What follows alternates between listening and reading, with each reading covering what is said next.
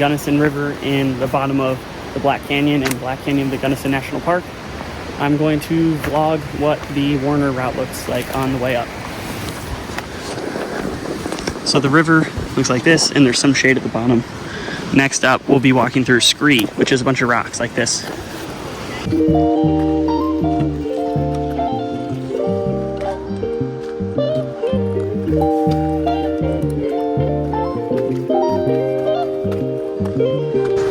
This is the bottommost part. Kind of looks like we're walking through a stream bed. This is definitely by far the flattest part of the whole thing. Even at the very top, it got pretty steep pretty quickly. We are just looking for landmarks at this point because the trail is not as easy to follow when it's just over these rocks. This is a landmark I was calling Little Dead Tree. Obviously, if you come here, whoever's watching, don't rely on my landmarks. It's really important, as the National Park Service emphasizes, to be self-reliant and looking for your own landmarks as you go. The next one will be what I call the slide. This is pretty standard for the terrain down here, though.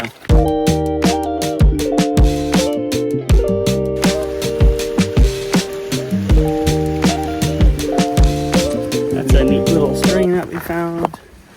And then the next waypoint is the biggest boulder, which isn't very descriptive, but the one boulder is definitely bigger than the other ones.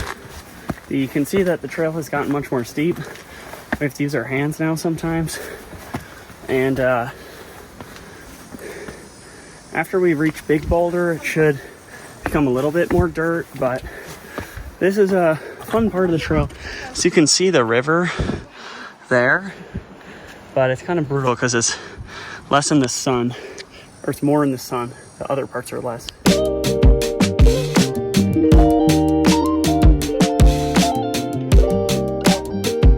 Now we are back on a dirt trail. We're just kind of going through big fields of boulders like that. The dirt gives out a lot. Definitely don't attempt this if it's raining. It was even just this morning, it was a little slick from having rained yesterday, and that made it kind of brutal.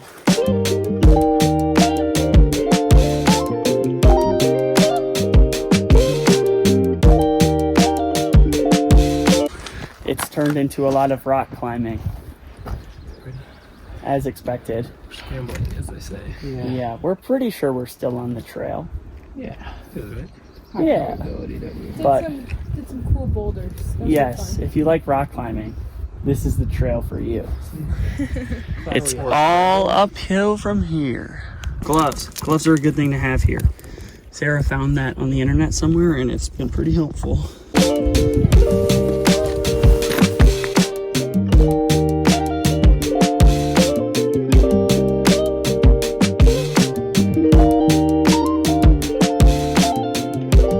I'm not sure if you remember when I said, oh, this looks a little bit different.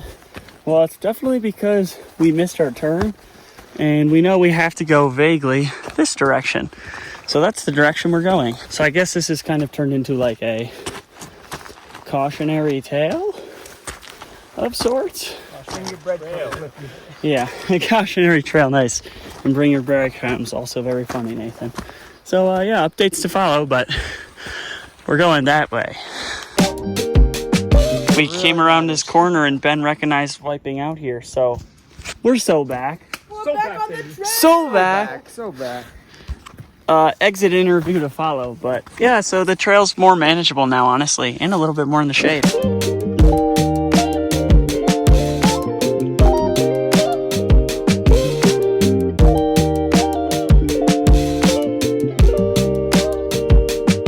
Hi, Ben. Quick shout out to Jeff for introducing me to sweet treat culture, but these are my favorite. These have always been my favorite. And you can insert a clip from the Philmont vlog. These are my favorite. That's all I have to say. These are my favorite of all of Philmont. And if you're there, you need to have stingers. Because these have always been my favorite snack.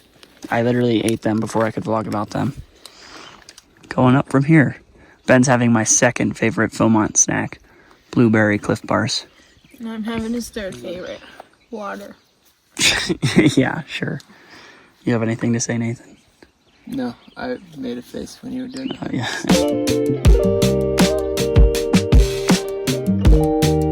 You can see the trail has some pretty brutal switchbacks.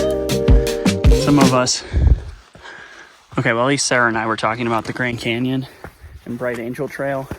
This is definitely steeper than that. And there's no rest houses or water refills and stuff.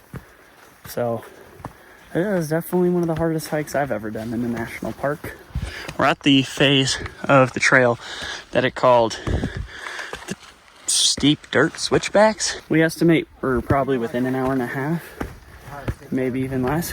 It is 2:30, so we've been hiking up for like 2 hours and 15 minutes.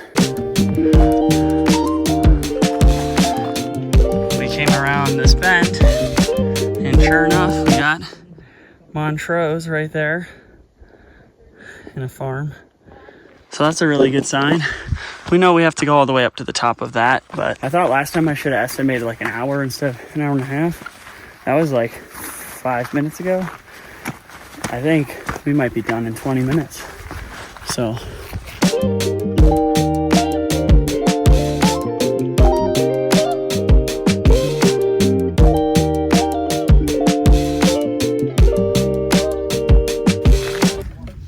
we made it real close to the parking lot now. This is the easiest trail, part of the trail by far. Exit interview. They kind of hyped it up as being a difficult hike, and it was very difficult. It would have been nice to have poles sometimes. Gloves were really clutch, and also you kind of need to memorize the landmarks if you want to not get lost on the way up.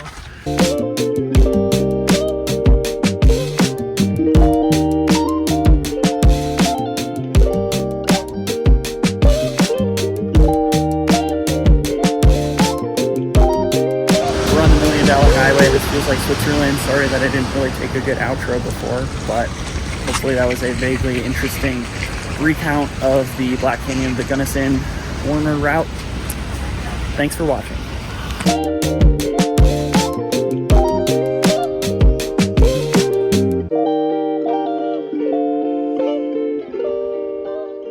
That's a big old gecko. Hey, did you guys know that you can save 15% or more on car insurance? Whoa, that's a huge gecko.